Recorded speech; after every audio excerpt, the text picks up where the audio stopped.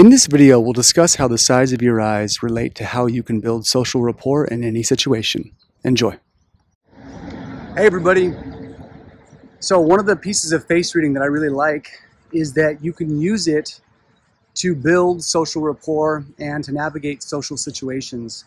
So my late teacher, Lillian, used to do this at the corporate level. She would go to businesses, she would talk to people, and she would look at people's faces within the company and say, you know, this person might be actually well suited for this, or here's how you approach this person if you're having trouble or conflict.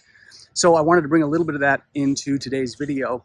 Specifically, we're going to focus on one key feature, which is the eyes. So at the most basic rudimentary level, as I've said before in other face reading videos, the eyes are the gateway to the soul. So you want to think of the eyes sort of like a lens that projects light. The entire face projects light in the Eastern methodologies of face reading, but the eyes very much so. And so we want to think about the eyes, the size of the eyes being sort of like the size of the portal or access to the soul. So with that being said, in the most foundational sense, large eyes relate to extroversion and being socially open. So the larger the eyes, the more you can think of a person being sort of like an open book.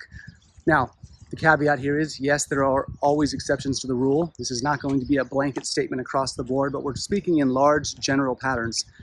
So the larger the eyes, the more open the personality, the more extroverted, and the more easily accessible the person is typically. Now, on the other side of the coin, the smaller the eyes, just the opposite's going to be true. So when we see small, squinty eyes from a person, their natural eye size is smaller, or they appear to be squinting by nature. This doesn't mean bad or evil or anything like that. What that means is that the doorway, the accessibility into the person, is probably going to be a smaller portal of entry. So these are the people that typically, usually, hold their cards a little bit closer to the chest. They're not going to be as readily available as the large-eyed people. So again, you don't want to equate these things as good or bad.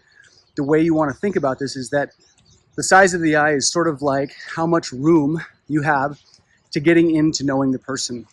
So what I say to people is, if you're a large-eyed person and you're interfacing with a small-eyed person, you're probably not going to want to lead with the most open, gregarious, bubbly, extroverted energy.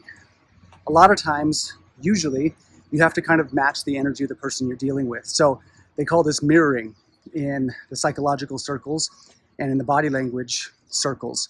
So if you're a large-eyed person, you come across a small-eyed person, you're going to be wanting to, again, sort of maybe be a bit more reserved. Tone down your extroverted energy, tone down that broader, more accessible thing that you do, and then play that card. See how you do. See if you can build some rapport there. And then once there is some rapport, there's a little bit of energetic trust, then you can open up your personality and be a bit more extroverted. So it's just about matching someone's energy and then opening up after. So just the same metric is going to be true on the other side. If you are a small-eyed person talking to a big-eyed person, you playing your cards close to your chest, not opening up at all, might be difficult for you to build any kind of rapport with a large-eyed person. So I would invite the small-eyed people to do just the opposite and go into that space the same way that I was telling the large-eyed people to approach the small-eyed people. So if you're on the smaller-eyed side and you are a bit more introverted, for a short period of time, you're going to want to open up your energy a bit. You maybe want to be a little bit more talkative, maybe volunteer information a little more readily. This doesn't mean you have to be unnatural and, you know, be fake, but realize for any of us, if we're establishing rapport with a person, it requires us to step outside of our comfort zones, usually a little bit, especially in the context of business. So keep this in mind, that if you're a small-eyed person trying to build rapport with a large-eyed person, you're going to need to open up temporarily, and then you can kind of close back down to your natural state. And again, there's permutations of this across the board, but I want you to think about this because this is one of the most practical ways to assess people, build rapport, and use face reading in the most practical sense. Face reading should help you navigate social situations. It should help you interface with humans better. That's the whole purpose. And to understand people a bit better without having to explicitly say everything.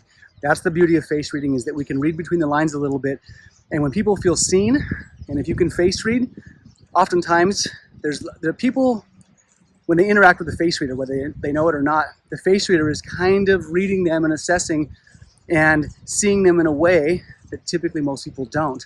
And if you can play to those rhythms without saying a word, there's a very cool energetic exchange that can take place. So if you have questions, please let me know. But think about this technique. Pay attention to eye size. Try this out with your friends and family and coworkers, and let me know how it goes. Thanks.